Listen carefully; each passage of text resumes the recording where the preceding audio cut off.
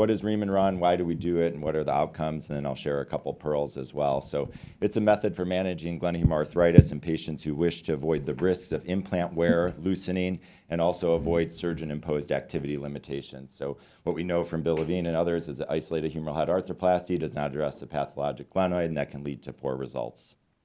The Ream and Run actually consists of soft tissue balancing, and as we heard before, it's reaming the glenoid, and you do it at 2 millimeter mismatch, so it's actually 2 millimeters larger. So if you use a 48 head, you're reaming it to 50.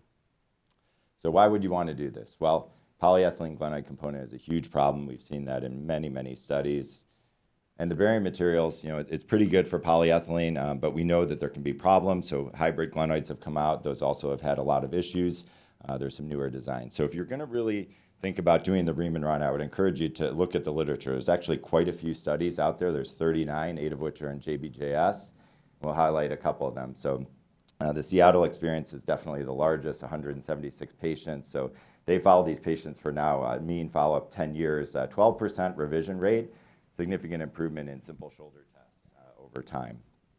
What they've taught us is that male sex, they do better, non-diabetics, and those that start with a lower preoperative simple shoulder test. But again, these are young patients, so reoperation is going to be pretty common because they're challenging patients to treat.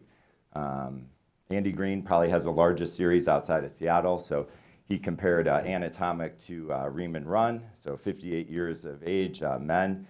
The final forward elevation was actually the same in the two groups, and there was no difference at 5 years, so it just takes a little while for these outcomes to improve, and the dissatisfaction rate was a little bit higher. It was 10% in the Ream and Run group and 7% in the anatomic group. So revisions in his series, 3 for the Ream and Run for pain,